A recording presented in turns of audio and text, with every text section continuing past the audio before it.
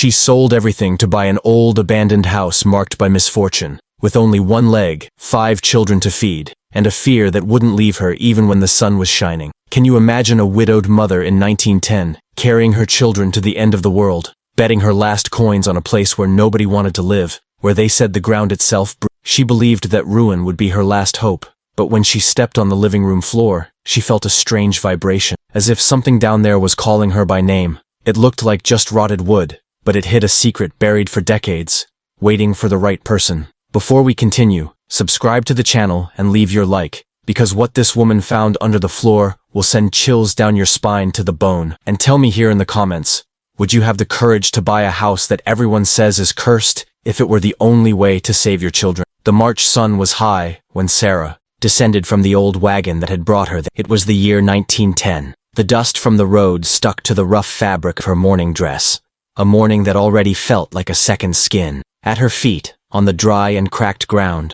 rested a single bundle of clothes tied with rope, containing everything she owned. Clinging to her skirts, her 5 children looked at her, waiting for an order she didn't know how to give. Matthew, 12 years old, tried to suppress the dry cough that shook him, a fragile sound that was lost in the immensity of the twins. Lucy and Anna, 8 years old, observed the house with identical eyes, too large, reflecting the fear that Sarah fought to hide. Little Daniel, 5 years old, and baby Grace, asleep in her shawl, completed the picture of her desolation. This was not a new. It was the end of a long road of humiliations. Everything had started 6 months ago with the muffled roar of dynamite in the mine. Silence that came after. Richard, her husband, had been buried under tons of rock, and with him had gone all hope. Her brother-in-law Martin, a man with cold eyes and a calculating heart, didn't take long to appear. He didn't come with words of comfort, but with Blackwood, a lawyer with a vulture's smile and the smell of rancid tobacco. "Sarah, it's charity what we're offering," Blackwood had said, his fingers drumming on the papers that stole her. "Nobody would give you $100 for that rocky patch you call your part of the ranch. But my client, Mr. Martin, is a generous man." Martin's generosity had a price, $5,000. It was an insult, a robbery in broad daylight, but she was a widow in 1910, a violent year with no laws to protect her. She signed, feeling how the pen tore not only the paper but her dignity. With those $5,000 stained with betrayal, she could only buy this ruin. The Whispering Hollow, they called it in town, a name pronounced between teeth while crossing themselves. It was an abandoned ranch 3 days' journey away, a place they said was haunted, that the ground itself was cursed. The wagon driver who brought them, a taciturn, had unloaded their things without saying a word, accepted payment, and turned the wagon around with a haste that froze the blood. He wanted to be far away before the sun set. Now Sarah and her children were alone, facing the house that looked at them like a skeleton, bleached by the sun. The adobe walls, cracked like an old man's skin, seemed about to surrender. The tile roof had lost more pieces than it kept. The windows were empty sockets crying dust. It didn't look like an abandoned place. It looked like a place that had died of sadness. She pushed the wooden door. The creak was a sharp lament that made the children step back. The smell hit her first. It wasn't the clean smell of dry dust or old. It was a dense, penetrating aroma. It smelled of damp earth, of fermented mud, of something ancient and metallic, as if rust and mold had bred in the darkness. Daniel began to cry softly. Matthew, brave, entered first, but stopped short. The floor of the main room wasn't packed earth, but wide wooden planks, something unusual for such a humble construction. But the planks were gray, rotted at the edges, and the smell of earth emanated directly from them, as if the wooden floor were just a thin lid over a damp tomb. Sarah placed the palm of her hand on the rough planks, feeling not only the cold of dead wood, but an almost imperceptible vibration. "Mom, I'm cold," Matthew whispered, and his cough sounded again, deeper. The house was freezing despite the March sun. The humidity rising from the floor was palpable, a cold breath that clung to the ankles. Sarah knew they couldn't stay there at the entrance. "Come on, children. This is our house now. We have to clean it." She distributed the tasks with an authority she didn't feel. The twins swept the dust of generations, a dust that refused to rest, settling again as soon as the broom passed. Matthew was sent to look for firewood, though he only found twisted, dry branches that looked like claws. Sarah tried to scrub the floor, but the water only intensified the smell of earth, releasing a deeper, almost fetid odor. That first night the wind didn't blow outside. It seemed to be born beneath them. Sarah had arranged the 5 children in a single pile of blankets in the center of the main room, far from the walls that dripped with humidity. She stayed awake, sitting against the opposite wall, watching, listening to the desolate symphony of the house. The wood creaked, the roof groaned, but those were normal sounds of an old house. What she heard next was not. It was a scratch, a long silence so tense it hurt, and then again, it wasn't a rat. The sound was too heavy, too rhythmic. It sounded as if someone was dragging a heavy box or a stone just beneath her feet. She jumped up, her heart pounding in her throat. The sound stopped instantly, as if it had been waiting for her, as if it knew she was listening. The next morning, the sunlight brought no relief, only revealed the magnitude of her mistake. The well was almost dry. Sarah lowered the bucket again and again, but all that came up was thick, murky mud with a vague smell of sulfur. It was dead water. They couldn't drink it, couldn't use it for cooking. The little clean water they had brought was running out. Panic, cold and sharp, began to climb up her back. She remembered Blackwood's smile. This hadn't been a sale. It had been a death sentence. Martin hadn't just stripped her of her land. He had exiled her to this piece of hell so that she and her children would disappear in silence, consumed by thirst and disease, far from itness. Matthew's cough was getting worse. The humidity emanating from the floor had become a visible mist during the night, a fog that stuck to everything. It had gotten into the boy's lungs, and now his breathing was a painful whistle. Sarah watched him as he huddled under the blanket, his thin body trembling despite it not being cold. Guilt hit her like an icy stone in the stomach. She had brought them to this cursed place only to watch them die slowly. She had sold their future for $5,000 and had bought a tomb for her children. Desperation was a bitter taste at the back of her throat. She had to do something, but she was trapped. The nearest town was days away, and she had no money to rent another wagon or strength to walk. That afternoon, while trying to patch one of the loosest planks on the floor, frustration took hold of her. It was in the darkest corner of the room, right where the smell of earth was strongest, and where she had heard the scratching the night before. The wood was soft, almost spongy. She hit it with her closed fist again and again in an attack of impotent "Damn you, Martin! Damn this house!" And then the wood gave way. It didn't just splinter. It broke cleanly under the pressure of her hand, but it didn't fall onto solid earth. It fell into a hole, an empty space. Sarah recoiled suddenly, her anger replaced by paralyzing fear. She peered in with the candle she barely had left. The floor was hiding a cellar that wasn't in any description, a black hole that smelled of confinement, of rusty metal, and of something else. Secrets.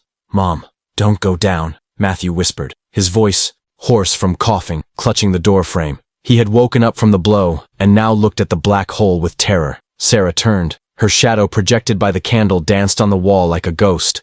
"I have to do it, my boy. Watch your brothers and sisters. Don't let them come near here." She gave the boy the poker from the fireplace, a useless piece of iron as a weapon but heavy, the only thing she had to give him a sense of security. The air rising from the cellar was cold, but strangely dry, contrasting with the penetrating humidity of the room above. It carried the same smell of metal and ancient earth, but without the smell of rot. It was the smell of a kept secret, not of something. Sarah secured the candle in an improvised candle holder and looked for a ladder. There was no ladder, only rough stone steps carved into the earth itself, disappearing into the darkness. They were narrow and irregular. She took off her shoes to better feel the ground. With her heart in her throat and the candle in one hand, she began the descent, leaving Matthew as a pale sentinel in the world above. Each step was a risk. The stones were slippery from a fine layer of dust. The circle of light from her candle was pathetically small. It barely illuminated her own feet. The silence of the cellar was different from that of the house. It was an absolute, dense silence, as if sound itself was afraid to enter. She could hear her own blood beating in her ears, a muffled drum marking her fear. Finally, her feet touched firm ground. It was packed earth, as hard and dry as adobe. The cellar wasn't large, perhaps the size of half the room above, but the walls were solid stone, not earth. It was dry, immaculately dry. All the cold and humidity that plagued the house above seemed to be absorbed by this space. But they didn't remain here. It was as if the cellar were a lung that breathed but exhaled all life toward the house. She looked up and saw the underside of the floor. Planks. They were soaked, covered with a whitish mold, sucking humidity from somewhere she still couldn't see. The house wasn't rotted by rain. It was being poisoned from within. Then the candlelight landed on the object in the center of. There was no furniture, no boxes, no tools, only a chest. A chest of dark wood, almost black, reinforced with forged iron band that rust had dyed red. It was covered by a layer of dust so thick it looked like a gray velvet shroud. It was placed on a rotten mat that disintegrated into dust as soon as the candle's air touched it. There were no cobwebs, no signs of rats. It was as if time had stopped in this room. protecting its only occupant. It was an object of value, clearly out of place in a ruin like this. It made no sense. Sarah approached slowly. The fear of finding something macabre fought against the urgent need to find something of value. Her children were dying of hunger and disease a few meters above her. She needed that chest to contain an answer, whether a coin or an explanation. She knelt in front of it. The lock was large, made of iron, but there was no padlock. It was stiff, but not sealed. She used the small knife she carried in her apron to scrape the rust and dirt from. The silence was so deep that the sound of metal scraping metal sounded like a gunshot. She waited, holding her breath. Nothing, just the dripping of humidity on the floor planks above. With both hands, she pulled the latch. It gave way with a muffled crack. She lifted the heavy lid. The hinges protested with a long, sharp moan that seemed to travel through the foundations of. The smell that came out wasn't of death or rot. It was the dry, sweet smell of old paper, cured leather. Her heart, which expected gold, jewels, or perhaps bones, sank for a second. The candlelight revealed the contents, and her eyes couldn't understand the contradiction. It wasn't a treasure. It was books. Dozens of accounting books with thick leather covers, perfectly ordered, with the spines facing up, like soldiers in a coffin. Who would hide account books in a secret cellar under a haunted house?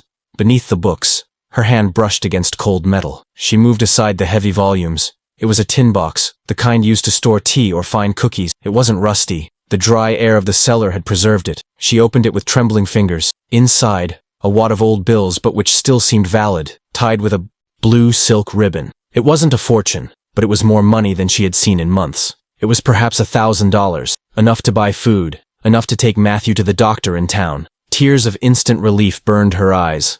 Martin hadn't won. Not yet. Beneath the money was a letter, a single folded envelope, sealed not with wax, but simply closed. On the front, in elegant, firm handwriting, was written, "To whoever has the courage to listen to the ground." Sarah felt a chill that nothing to do with the cold. That phrase was for her. The house had called her. The ground had spoken to her, and she had answered. The scratching hadn't been a threat. It had been an invitation. She sat on the dry dirt floor, the open chest at her feet, and unfolded the paper. The letter was dated 1890. "My name is Rebecca," it began, "and this house is my witness." Sarah read the letter right there by the trembling light of the world above, her children, Matthew's cough, the wind. Everything disappeared. Rebecca's voice, written 20 years ago, was clear and strong. She didn't speak of a cruel husband or ghosts. She spoke of business, of silver, and of betrayal. Rebecca and her younger brother Thomas had discovered a small vein of silver by accident while digging the well. This house wasn't a ranch. It was a facade. They had built the cellar in secret to process the ore, and the tunnel, a tunnel to remove the material without being seen. The scratching that Sarah heard, Rebecca wrote, was probably the wind resonating in the mouth of the tunnel, a sound she herself had come to know as the voice of the house. The betrayal was quick and brutal. Thomas, consumed by ambition, had deceived her. He made her sign papers he said were to register the mine, but which actually ceded all rights to him. Once he had control, he stole the silver they had already processed and fled, leaving her with debts and a dry well. To make sure no one else discovered the secret, he himself spread the rumor that the house was haunted, that the land was cursed, and that Rebecca herself had gone mad. She died a year later, alone from sadness and pneumonia, in the same house she had built with her hands. Sarah remained sitting on the cold cellar floor for a long moment, Rebecca's letter trembling in her hand. $1,000. The money in the tin box was a miracle, a respite sent by another betrayed woman. It was enough to take Matthew to the doctor in town, enough to buy food, enough to survive one more month. She felt a pang of sisterhood with that woman who had died 20 years ago. Both had been stripped by their own families. Rebecca by her brother Thomas, Sarah by her brother-in-law Martin. The house wasn't haunted by ghosts. It was inhabited by the echo of a terrible injustice. The ground she walked on wasn't a tomb. It was the witness of a crime, the guardian of a secret. As she put away the letter, she heard it again, the scratch. But this time, being on the floor, the sound was different. It didn't come from above or from the side. It came from the back, the solid stone wall at the end of the cellar. She remembered Rebecca's word, the wind resonating in the mouth of the tunnel. She stood up, the candle. The sound was low, a hollow moan that seemed to filter through the rock itself. It wasn't the wind hitting the house. It was the breath of the earth escaping from a hidden place. It was the lament the townspeople spoke. It wasn't a spirit. It was geography, a secret of engineering. "Mom, what was that?" Matthew's voice, broken by coughing, made her jump.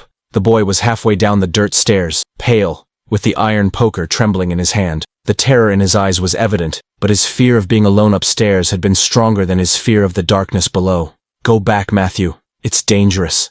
But he shook his head, his eyes fixed on the back wall. The noise came from there. He descended the last steps, joining her, his small body trembling from cold and illness.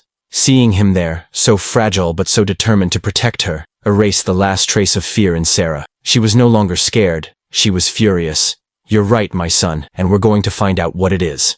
Matthew's presence anchored her. This wasn't an adventure, it was a recovery. If Rebecca and Thomas had built this, it wouldn't be a complicated mechanism. Thomas had fled. He wouldn't have had time to seal it forever. It would have been something quick, something simple to hide. Together, mother and son went over the stone wall. It was solid, cold, immovable. Sarah pushed, tapped gently, looking for a hollow sound. Nothing. The air here was drier, the metal smell stronger. The tunnel had to be there. "Mom," Matthew whispered, his fingers brushing the base of the wall. "This part isn't the same." Sarah lowered the candle. Matthew was right. Near the floor, a section of the wall wasn't carved stone but adobe that had been skillfully textured and blackened to look like rock. It was a patch, a false door. "It's here," Sarah said. There was no visible handle or lock. She used the tip of her knife to scrape the joint, confirming it was a separate piece. "Back, Matthew." She took the iron poker from her son's hand. It was heavy. She inserted the sharp tip into the crack she had found and used it as a lever, pushing with all her body weight, driven by desperation and the image of Martin laughing on his ranch. There was a muffled crack, then a sound of sand sliding over stone. The scratch sound was deafening, a lament of stone. The adobe patch didn't open. It rotated on a central pivot. The scratching they heard wasn't the wind, or an animal, or a ghost.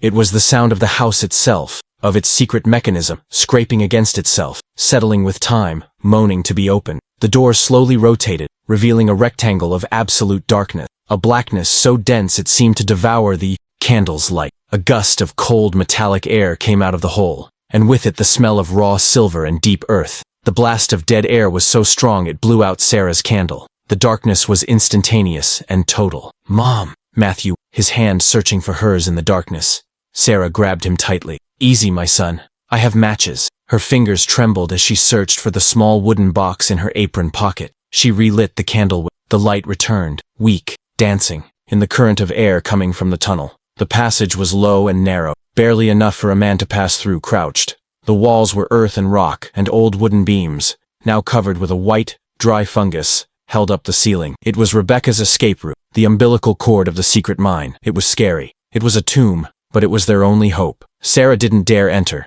not without knowing what was inside, not with Matthew. She raised the candle, projecting the light as far inside the tunnel as possible. There was nothing, just earth and shadow. But then the light caught something right at the entrance, almost hidden under a pile of rotten planks on the tunnel floor. It didn't shine. It was a dull, dark. "Matthew, light here," she said, passing the candle. She knelt and used the poker to push aside the rotten wood. Beneath, on the dry earth, they rested. They weren't coins or jewels. They were ingots. Pure silver ingots. Dark from oxidation. Heavy. Solid. They were the raw material. Sarah counted them, her heart beating to the rhythm of a hammer. 5. There were 5 ingots, each probably as heavy as baby Grace. Thomas, in his haste and greed, had taken the easy stuff. The coins, the already processed silver ready to sell, the money from the tin box. He had left this behind. The raw ore. Too heavy, too difficult to transport, too difficult to explain. This was what Rebecca had managed to save. This was what the ground had guarding. Sarah looked at the silver, then at the money in her hand, then at Matthew's pale face. The cash would buy the doctor. The silver would buy her revenge. Sarah stayed on her knees one more moment. The cold of the ingot in her hand anchored her to reality. It wasn't a dream. The smell of silver and dry earth was the most real thing she had felt in months. She looked at Matthew, whose pale face was illuminated by a mixture of wonder and fear. "This, my son," she whispered. Her voice barely a breath in the stale air of the tunnel, "is Rebecca's secret, and now it's ours." She no longer felt the weight of the curse of Whispering Hollow. She felt the weight of Rebecca's inheritance. The house wasn't haunted. It was pregnant with a truth that had waited 20 years to be born. Sarah stood up. She knew with absolute clarity that her previous life, that of the weeping and dispossessed widow, had ended in that cellar. She put her hand on Matthew's shoulder, a gesture meant to calm him but which was also a promise. "What you saw here, what you heard, doesn't exist. Not for your sisters or for anyone. Do you understand, Matthew? It's not a game. The boy nodded, his cough choked by the solemnity of the moment. Martin stole our land. Thomas stole from Rebecca. They're the same kind of and if they know about this, they won't stop. The fear in Matthew's eyes was replaced by a hardness that didn't correspond to his 12 years. They were no longer just mother and son. They were accomplices, guardians of a secret worth more than their lives. Sarah knew she could trust him. The illness had weakened him, but the secret had made him strong. With an effort that tensed all her muscles, Sarah pushed the 5 silver ingots back into the darkness of the tunnel, covering them again with the rotten planks. She couldn't carry them. They were her future, her revenge. But the money from the tin box was her present, her survival. She took the poker, and with Matthew's help, made the heavy adobe door rotate back into place. The scratch of stone sounded this time like the bolt of a safe. The tunnel disappeared. The wall became a wall again. She took the tin box with the $1,000 and Rebecca's accounting books. Those books, she knew instinctively, were as valuable as the silver. Climbing the dirt stairs was like ascending from a tomb to a purgatory. The main room received them with the same cold humidity and the same moldy smell. But for Sarah, everything had changed.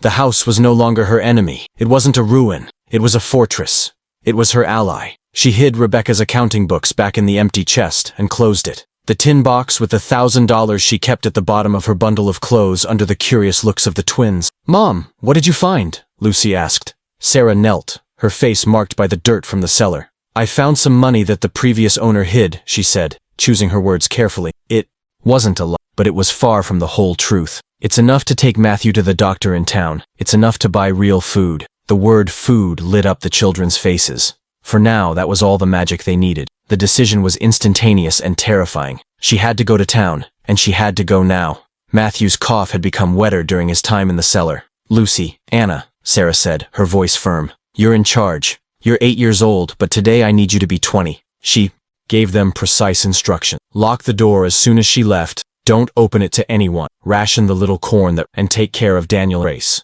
I'm going to go and come back as fast as I can, but you must not, under any circumstances, approach that hole in the floor." The girls nodded, their identical faces hardened by responsibility. Leaving 4 of her children in that abandoned house was the hardest thing she had done. It was an immense risk. She put Matthew on her back, securing him with the shawl, and kept half the money against her chest. "I'll leave now to walk all night. I'll reach town by morning." She kissed each of her children, a quick, almost violent kiss, full of fear and promise. "Bar the door." She heard the sound of the wooden beam being dragged, and her heart broke. She was alone again, but this time she was walking toward a fight, not running from one. The walk back to town was a feverish odyssey, with Matthew coughing weakly on her back. Each step was a torment. But this time, she wasn't the dispossessed widow who had fled. She was a woman with $1,000 in her bodice, and 5 silver ingots hidden beneath her feet. The night air, which before seemed threatening, now filled her with energy. She arrived at the town at dawn, covered in dust, with bleeding feet, and shoulders raw from Matthew's weight. The people who saw her, the same ones who had crossed themselves when she left, now looked at her with a mixture of pity, horror. "She hasn't died yet," a woman murmured at the church door. Sarah ignored her. She crossed the main square without averting her gaze, heading directly to the only house with a brass sign on the Dr. Stevens. She climbed the steps and knocked with the strength she had left, without waiting to be invited. Dr. Stevens was a man in a white coat with a skeptical look. "Yes?" he said, clearly annoyed by the intrusion of a woman who looked like a beggar. "It's my son," Sarah said, lowering Matthew to the floor. "He's sick. He has pneumonia. He needs medicine." The doctor looked at Matthew, then at Sarah, and sighed. "Ma'am, pneumonia at this stage. You should take him to the priest, not to me." Sarah straightened up. "I didn't ask you about the priest. I told you to cure him, and I'll pay you." The doctor let out a dry laugh. "Pay me with what?" Sarah reached into her blouse and pulled out a wad of old bills. "With this?" she said, putting the money on the doctor's desk. The sound of the bills hitting the wood silenced the man's laughter. Dr. Stevens, whose eyes had been full of disdain, now looked at the wad of bills with predatory intensity. The contempt evaporated, replaced by a professional efficiency that only money can buy. "Sit him here," he said brusquely, pointing to a stretcher. He left the bills on his desk, counting them discreetly while examining Matthew's chest. Sarah stood rigid, watching every movement. She hadn't asked for charity. She had demanded a service. The doctor listened to the boy's wheezing breath, his cold fingers palpating the fragile. "It's severe pneumonia," he declared. "Very severe. The cold and humidity have infected both lungs. He needs quinine, ipecac syrup, and absolute rest. And he needs to be watched. The treatment is expensive, ma'am. This last word now sounded with calculated respect. She was no longer a beggar. She was a client. Sarah didn't blink. Do you have it, or do I have to look elsewhere? The doctor raised an eyebrow, surprised by her audacity. I have it, but it will cost you a good part of that, he said, pointing to the desk. I didn't ask you the price, Sarah replied, her voice low and firm. I told you to save my son. The doctor disappeared into the back room and returned with several dark glass bottles and a package of powders. Sarah paid the exorbitant sum he demanded, almost half the money from the tin box, without showing the slightest pain. The relief of having the medicine was stronger than the loss of money. She knew she couldn't make the return trip with Matthew in that condition. I need a room, she told the doctor. Where do decent people stay here? The doctor, now almost servile, directed her to St. Michael's Inn, on the other corner of the square. Sarah carried Matthew, the medicines wrapped in her shawl, and left the office. The room at the inn was small, but had a clean bed, and a roof that didn't leak. Sarah didn't sleep. She spent the next 48 hours in a terrifying vigil, sitting in a wooden chair, administering the medicines to Matthew every hour, cleaning his sweaty forehead with damp cloths. The boy burned with fever, his dreams confused delirium, and in every moment of silence, Sarah's mind flew back to Whispering Hollow. She saw the faces of her other 4 children alone in that ruinous house. They would have barred the door. They were afraid. She was trapped between 2 hells, the son dying in front of her, and the daughters who might be in danger far from her. On the 3rd day, Matthew's fever began to subside. His breathing became less a whistle and more a sigh. For the first time in weeks, he slept deeply without coughing. Sarah knew the worst had passed. The money she had left, about $500, was a weapon. She went to the grocery store. She no longer bought pounds. She bought sacks, beans, flour, lard, dried meat, potatoes, lamp oil, soap, thread, and needles, wooden barrels to store clean water, and a small hand cart. The town watched her. The same women who had seen her arrive like a dusty ghost now saw her leave the store with 2 boys, helping her carry her purchases. The murmurs followed her through the square. Where did Richard's widow get the money? Wasn't it that Martin had left her in misery? Sarah walked among them like a deaf queen. She owed them nothing, not a look, not an explanation. Her misery had been a public spectacle. Her sudden solvency was now a mystery that terrified them, and she liked that. When she left the hardware store after buying a pickaxe and a shovel, she almost collided with Blackwood, the vulture. Martin's lawyer looked at her first with confusion, then with open suspicion. His greedy eyes traveled over the purchases piled outside the store. Sarah, what a surprise to see you here. I thought you were at Whispering Hollow, she finished, her voice calm. And that's where I'm going back. Excuse me, counselor. She passed by, him, her dusty skirt brushing his expensive suit. Blackwood didn't move, but she felt his eyes fixed on her back, weighing. The game had begun. She returned to the inn. Matthew was awake, and for the first time in days his eyes were clear. He whispered, his voice weak but alive. I'm hungry. Sarah felt her knees buckle. Watching him chew, swallow, live was a victory sweeter than finding the silver. She couldn't carry Matthew back, nor the supplies.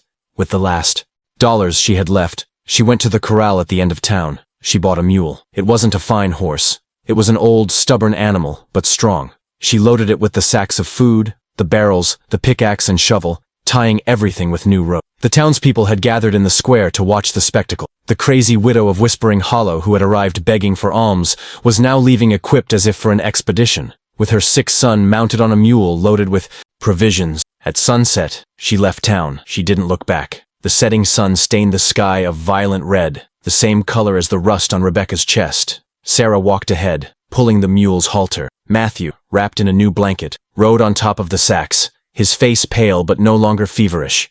She was no longer the woman who had arrived fleeing. She had defied her son's death and had won. She had faced the town's gaze and had defeated it. She was returning to Whispering Hollow not as a victim but as its owner. She was returning to her fortress, to her daughters, and to the 5 silver ingots that waited patiently in the darkness.